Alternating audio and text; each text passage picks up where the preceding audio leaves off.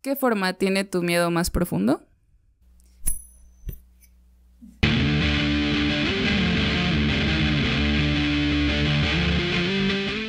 Hola a todos, bienvenidos al final del Spooky Season Amber Special. Muchas gracias por haberme acompañado en estos videos.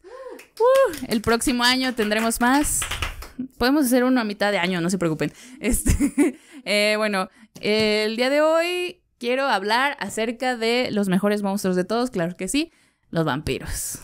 Debo admitir que, yo la neta no soy un juez imparcial. Yo tuve una época darks vampírica en mi juventud. Entonces, pues, ni modo, nos tenemos que aguantar. Si ustedes preferían más los hombres lobo, pues ya después hablaremos de ellos, ¿no? El día de hoy tenemos una nueva edición de los dibujos del David. Muchas gracias, David. Hay que comentarle al David para que me dé más dibujos. Entonces, el día de hoy vamos a hablar acerca de los vampiros. ¿De dónde salieron y por qué es que creemos que son como son? Como ya vimos en algunos otros confabulando, tenemos que regresar al origen de la civilización y de todas las supersticiones, claro que sí, Babilonia. Por si no saben, los vampiros, claro que sí, son criaturas sobrenaturales que se supone que eran humanos y por una u otra razón, dependiendo de la cultura, ahora chupan sangre y no pueden salir al sol, dependiendo, ¿no? Los vampiros que nosotros tenemos en nuestro imaginario son la tradición europea, entonces pues nos vamos a basar un poco más en esos para entender por qué es que pensamos que son así los vampiros. Entonces, pues bueno, Babilonia. En Babilonia estaba la figura de Lilith o Lilitu, que también estaba presente en la mitología judía, que se supone que es la primera esposa de Adán y que fue creada como su igual y no de su costilla como fue Eva. Y pues siendo la primera esposa, Lilith, ella se negó a ser sirviente de Adán y a arrodillarse ante él y a seguir sus órdenes. Y entonces pues la condenaron al sufrimiento eterno. Ella pues la sacaron del jardín de Edén y la condenaron también a que todos los días iba a dar a luz a 1000 demonios y esos demonios iban a morir todos los días. Entonces Lilith jura venganza y dice que todos los días va a matar a 1000 bebés humanos, ¿no? Y entonces se supone que lo que ella hace es pues chupar la sangre y alimentarse de los bebés y también de las mujeres embarazadas, ¿no? Entonces esto es algo que se va a repetir mucho en las creencias antiguas, este miedo por los bebés y las mujeres embarazadas por parte de estos seres que chupan sangre. Se supone que lo que hace Lilith es especialmente malvado porque en las leyes hebreas está prohibido el consumo de carne humana y está prohibido beber cualquier tipo de sangre.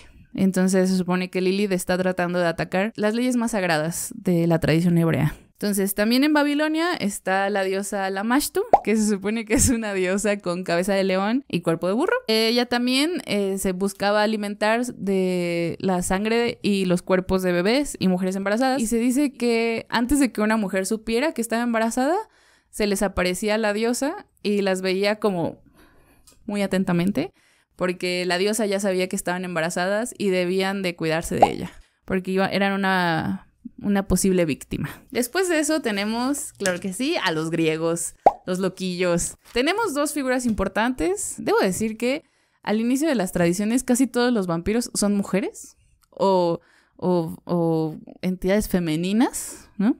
Entonces, pues hagan de eso lo que quieran, ¿no? Ustedes decidan su interpretación de eso. En Grecia, debo decir que ninguno de estas dos como criaturas está muerta, ¿ok? Con la figura de Lilith podemos decir que cuando la expulsan del jardín del Edén, ella muere o pues vive la vida humana, entonces eventualmente ha de morir. Pero bueno, primero tenemos a Empusa, hija de la diosa Hécate, una de las diosas más chidas de toda Grecia. Se supone que Hécate es la diosa de la brujería, la diosa de los hechizos, de las cosas ocultas, y entonces pues sus hijos tienen que estar loquillos. Empusa se supone, la describen como diabólica, pero pues no sé si eso ya es como algo ahí que metió algún padre de la iglesia, pero bueno, se supone que tiene los pies de bronce. Y yo sé que yo no leí nada al respecto, pero no sé por qué tantos vampiros alrededor del mundo tienen alguna característica de metal, güey. No sé por qué, güey. También en África y en Asia hay leyendas de vampiros con alguna parte de metal. No necesariamente los dientes, yo creería que los dientes, pero alguna parte de metal, ¿ok? Pero bueno, continuamos. Pero ¿desde cuándo? ¿Desde cuándo? Porque en el siglo XVIII, XIX, adquiere sentido porque los monstruos se vuelven una crítica a la modernidad. Ah, ya. No, pero desde antes. O sea, por ejemplo, en Pusa tiene las pies de bronce y en Indonesia hay que tienen como las manos de plata y los de África tienen dientes de hierro. ¿No? Los dientes dije, bueno, sí, güey, yo no sé por qué, pero bueno. Se supone que en Pusa se transformaba en una mujer muy bella, claro que sí, muy seductora, y ella consumía la sangre de los hombres, bueno, seducía a los hombres mientras dormían y se los comía. ¿Por qué? No sé, pero se los comía. Los griegos tienen otro mito, que es el de Lamia, que se supone que era hija del rey Velus, pero también era un amante de Zeus. Y como ya hemos visto en Confabulando, si estás cochando con Zeus, te esperan cosas malas. ¿Ok? Ni modo. It is what it is. Bueno, pues ellos llevan una vida muy contenta, muy feliz, y de repente aparece Hera. Hera es la raíz de todo mal. Y... ¿Por qué le entiendes? Bueno, pero si Hera no estuviera, todo estaría bien. Bueno, sí, ¿no? Se supone que pues Hera lo que hace es mata a todos los hijos de Lamia. Y entonces Lamia dice, bueno, pues entonces yo los voy a matar a todos. Y pues empieza a cazar bebés humanos. Y no sé si se convierte en una especie de criatura sobrenatural. Supongo que sí, pero no encontré la fuente para esa clase de transformación diabólica, ¿no? Vampiresca. Entonces, pues ella se dedica a matar bebés en su cuna. Claro que sí, para vengarse de Hera, aunque no son los bebés de Hera, ¿ok? Pero ella no bebía sangre, ¿no? ¿Ella lamía sangre? Ahora, vayamos un poco más al este. En la India, güey, esto se me hace muy interesante. En la India hay unas criaturas que se llaman Betala y que son espíritus malvados y con el poder de saber el futuro que poseen el cuerpo de un muerto. Entonces se supone que poseen el cuerpo de un muerto para poder hacer lo que ellos quieran, o sea, hacer sus cometidos, ¿no? Están por los cementerios. Y ¿saben qué hacían? Se colgaban de los árboles de boca abajo. Como los vampiros, como el Drácula. Ahí está, ¿no? Yo digo que de ahí lo sacamos, güey. De ahí empezó todo. Y entonces se supone que estos espíritus, pues tú podías ir al cementerio y encontrarte estos Betala y darle una ofrenda para que te dijera tu futuro. Pero entonces, güey, si no te gustaba tu futuro y como que intentabas hacer que cambiara lo que había dicho, pues te atacaba y te chupaba la sangre. Y entonces podía poseer tu cuerpo y te convertías en un Betala. Un vampiro. Ya ven, ya se pasa. Pasó a ser el gen vampiro. El virus vampiro. ¿Ok? Hasta ahora no habíamos tenido como una especie de forma de deshacernos de los vampiros, pero los hindúes pensaron en esto y ellos dicen que si le haces los ritos funerarios que debes de hacerle, porque se supone que estos espíritus se crean cuando alguien muere sin los ritos funerarios, cuando celebra sus ritos funerarios, el espíritu está en paz y entonces deja de espantar gente y de chuparle la sangre a la gente, ¿no? Entonces, pues, les iré dando consejos para deshacerse de vampiros, por si ocupan. También, aquí tengo una pregunta para el David, pero bueno, primero expliquemos el ejemplo. En la tradición hebrea hay una palabra, un ser que se llaman los Aluka. Los Aluka, bro. ¿Ok?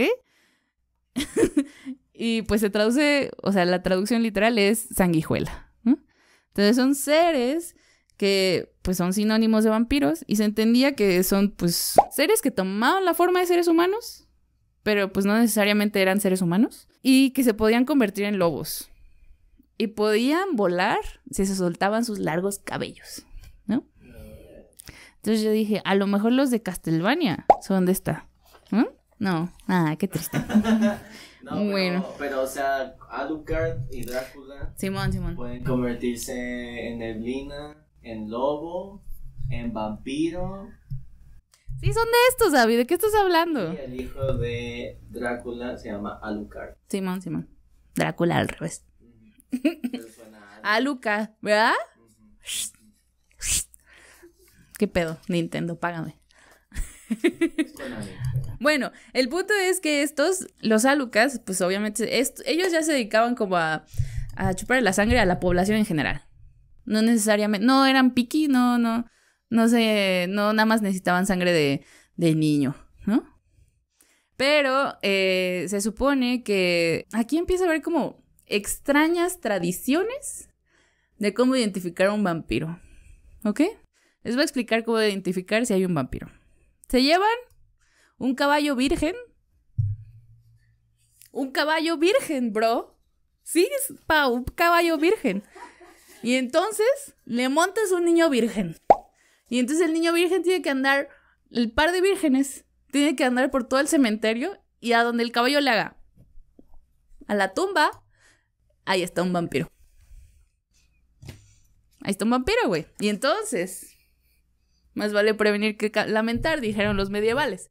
Y pues excavabas tu tumba y le ponías un ladrillo en la boca, güey. Sea alguien que enterraron ayer o alguien que enterraron hace siglos. Le pones un pinche ladrillo en la boca o tierra en la boca. Ahora, si se sospechaba que alguien se moría porque lo había mordido un vampiro, lo enterrabas boca abajo, ¿ok? Porque se supone que los vampiros olían venas, ¿no? Entonces, si alguien iba pasando muy contento por el cementerio, entonces el vampiro iba a oler su sangre, pero el vampiro no sabía que estaba enterrado boca abajo, güey. Entonces iba a intentar salir y solo se iba a enterrar más el menso. Y pues ya, te librabas de la maldición. Ahora, debo decir que los medievales me decepcionan poquito. Porque ellos dejaron de creer tanto en vampiros y se centraron más en los zombies, ¿no? En los renacidos. O sea, literal salía un esqueleto de la tierra y pues iba comiendo gente, ¿no? Por ahí. Iba maldiciendo gente. Pero no eran vampiros como tal. Como que de repente la gente dijo, pues ¿para qué creemos en esto, güey? ¿No? Es más probable que el muerto se despierte así solo a que sea un vampiro, ¿no? Pero bueno. Entonces, pues como que no hay tanta creencia de los vampiros en el medievo hasta el maravilloso siglo XVIII. Ahora, yo tengo un problema con la gente que dice que es que ya era la edad de la iluminación y la ilustración y cómo pueden estar creyendo en estas pendejadas. O sea, güey, no se iluminó todo el planeta, ¿no? O sea, las leyendas de vampiros, ¿sabes de dónde se salieron las leyendas del vampiro? Del sureste de Europa. De aldeas a las que no había nada, güey, ¿no? Donde había pura gente propensa a las manías y al frenesí colectivo, ¿no? Entonces, la neta, la gente que dice que porque la ilustración y cómo la gente va a estar creyendo, pues, güey, en los 90 la gente creía en el chupacabras, güey. ¿Verdad? A mí me da miedo ir a cerros, güey. Bitch. O sea, güey, si aquí truena algo, lo primero que yo pienso es un fantasma. No que alguien se metió, no que hay un ratón. No, güey, yo primero pienso en un fantasma, ¿ok? Lo siento, pero es verdad.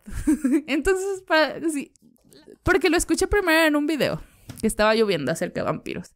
Y el vato empezó hablando de la ilustración. ¿Y cómo era posible que en el siglo de las luces la gente estuviera desarrollando las historias de fantasmas y de vampiros?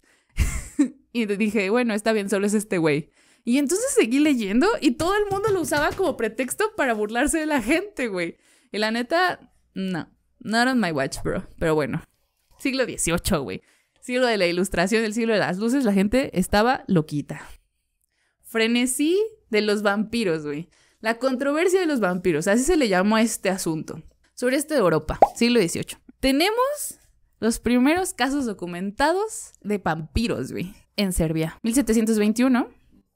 Se supone que se enterró a 2 personas.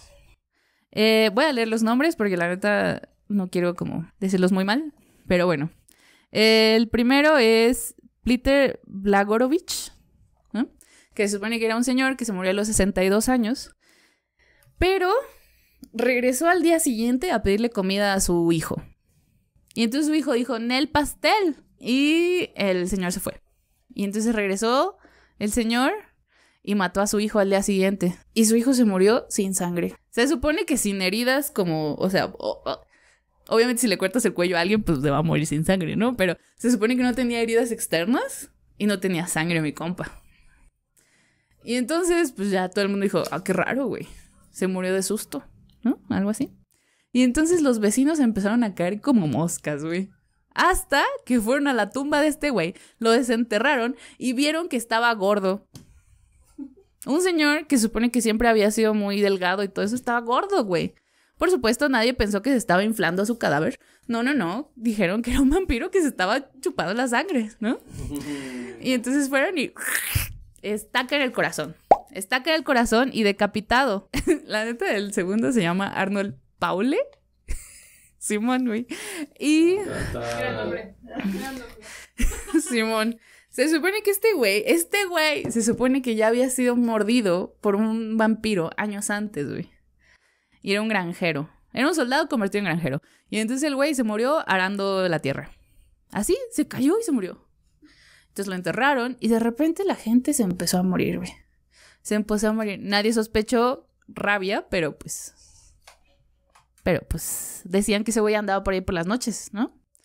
Entonces, pues obviamente lo sacan de su tumba, estaca el corazón y ladrillo en la boca. Y entonces la gente del sureste de Europa empezó a entrar en un frenesí, en una demencia colectiva. Ahora, debo de decir que los europeos son específicamente expertos en las locuras colectivas, ¿ok?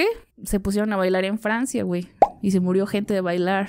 Creyeron que había brujas en América, güey. No sé por qué le pasa tanto a los europeos. Pero les pasó.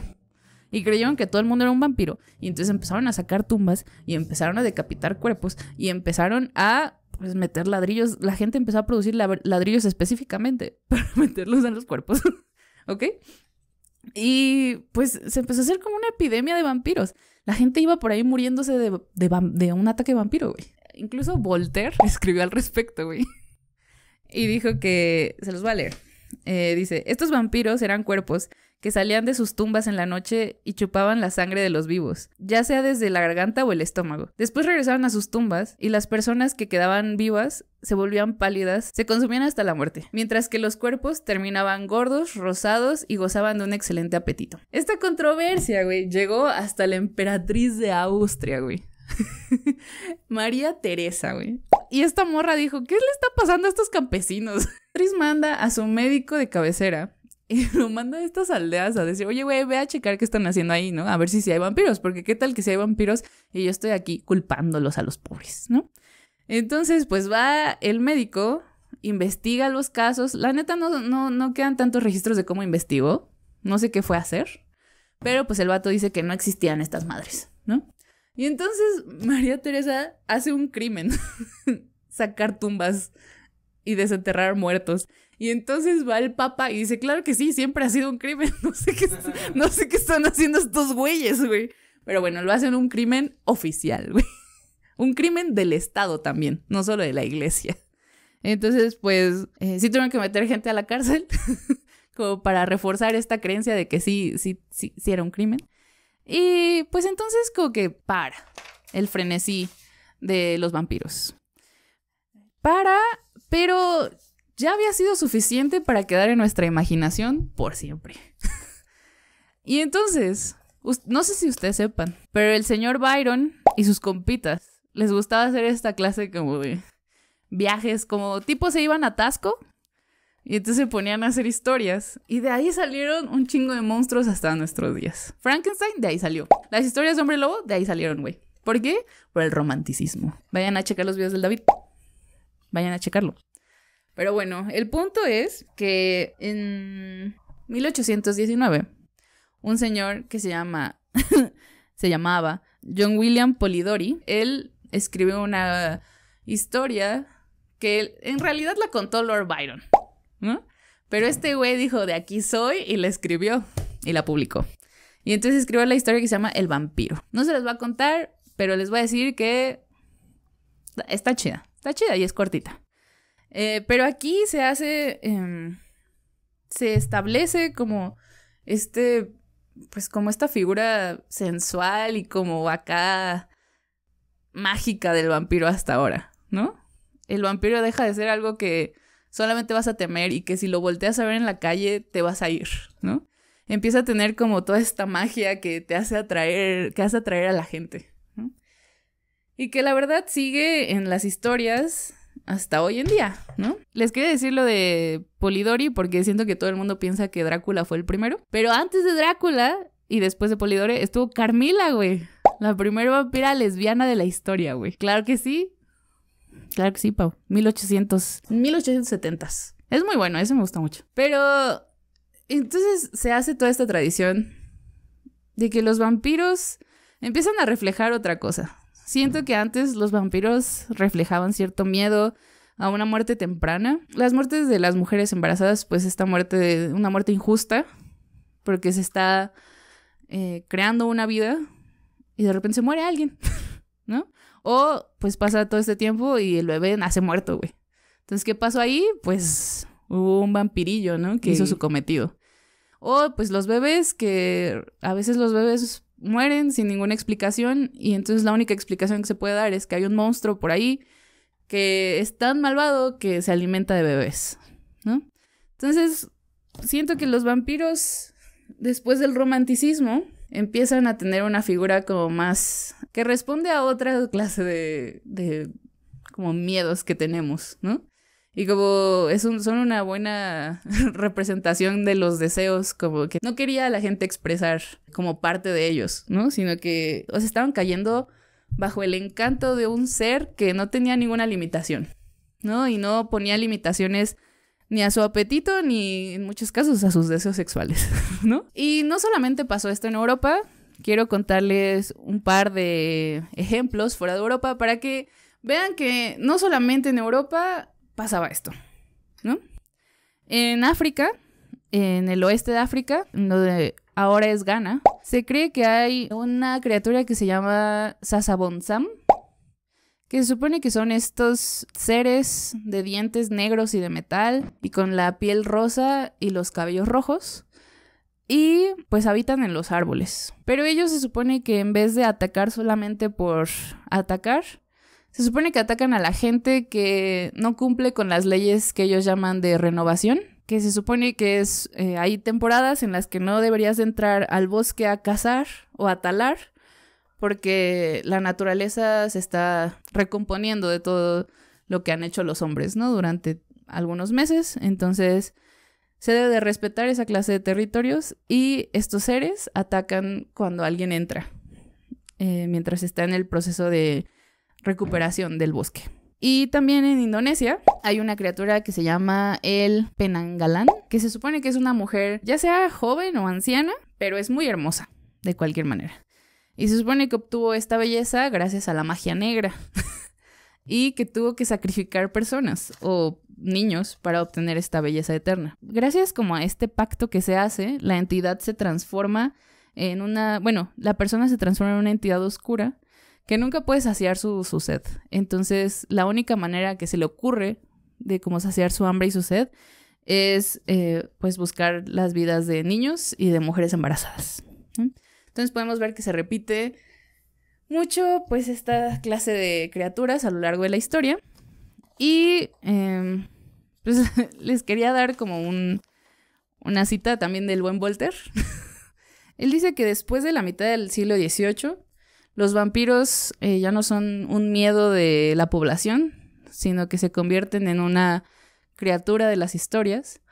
Pero ya no son un miedo de la población porque ahora hay la gente que corre los mercados y los hombres de negocios y la gente que hace, pues, que compra y vende cosas. Y ellos son los que se chupan la sangre de las personas en vida y a plena luz del día, ¿no? Entonces, ¿qué pasa, güey? ¿Por qué hay tantas historias de gente o de seres que chupan la sangre, ¿no? Porque siento que Simón, sí, yo siempre digo que no existimos en un vacío y que todos somos changos en realidad, y por eso muchas ideas se repiten, porque todos somos humanos. Pero también ha habido gente que ha intentado explicar, pues, estos síntomas de una manera científica, y me da risa porque digo, ay, güey, pues sí quedaba, ¿no? Pero entonces, ¿por qué no hay vampiros ahorita? La primera que intentaron como poner la explicación es la porfiria, que es una enfermedad que se da por lo general en Europa. Y es una enfermedad que si la tienes durante suficiente tiempo, le pasa algo a tu sangre, ¿ok? Como que bajan los niveles de hierro en tu sangre. Entonces hay científicos que... Esto ya como que la gente dice, no mames, güey. Pero hay un científico que dijo que a lo mejor por eso la gente andaba por ahí intentando tomar sangre, güey. Porque era su necesidad de hierro. Que, por cierto, güey, o sea... Espero que nadie tome sangre de humano, de la gente que está viendo este video. Pero no lo hagan porque se pueden morir, güey. Les puede dar una intoxicación de hierro, ¿eh? Y la otra explicación que intentaron dar, que la neta yo dije, bitch, que la gente tenía rabia. No sé si sepan, pero la rabia es horrible. Y te puede dar muchos años después de que te mordieron con rabia, güey. ¿Ok? Te puede dar hasta como 20 años después o 10 años después. Entonces, pues, ¿recuerdan esa historia del güey que ya había tenido un encuentro con un vampiro y luego se murió? Pues a lo mejor era rabia, ¿no? Y la rabia también te hace tener hipersensibilidad a ciertas cosas, como el ajo y la luz, ¿no? Lo que puede provocar, pues, que si estás en la luz del día, sientas que te estás quemando, como un vampiro. Pues también la gente empieza a tener daños, la rabia llega a tu cerebro eventualmente y empiezas a tener daños en ciertas partes de tu cerebro que controlan impulsos, por ejemplo el impulso de el sentido común y como esta cosa de a lo mejor puedes andar mordiendo gente por ahí y también puede llegar a afectar el sector de tu cerebro que controla tus impulsos sexuales. Y hay una antigua leyenda en Europa que dice que alguien no tenía rabia si se podía ver al espejo, si podía ver su reflejo en el espejo, porque también se supone que hay una parte de tu cerebro que hace que no te reconozcas cuando tienes rabia, entonces puede que veas tu reflejo y no sepas que eres tú, entonces no estás viendo tu reflejo, que es otra cosa que también se asocia con los vampiros. Tenemos este par de supuestas explicaciones científicas, pero realmente no sabemos si todo fue un pánico, si de verdad había gente infectada con algo por ahí, o pues si todo esto responde a un miedo muy profundo de los humanos, de cosas que no queremos aceptar, por ejemplo, ya en el siglo XVIII, o un miedo a que los más vulnerables y la próxima generación mueran, ¿no? Y por tanto se acabe tu familia, se acabe tu linaje. Y por algo que realmente no puedes ni controlar ni explicar, ¿no? Entonces, bueno, espero que les haya gustado mucho este episodio y espero que les haya gustado mucho esta serie. De verdad la disfruté mucho. Díganme si quieren algún tema en específico ahora ya saliendo del Spooky Season. Y pues nos vemos en el próximo Confabulando. Muchas gracias.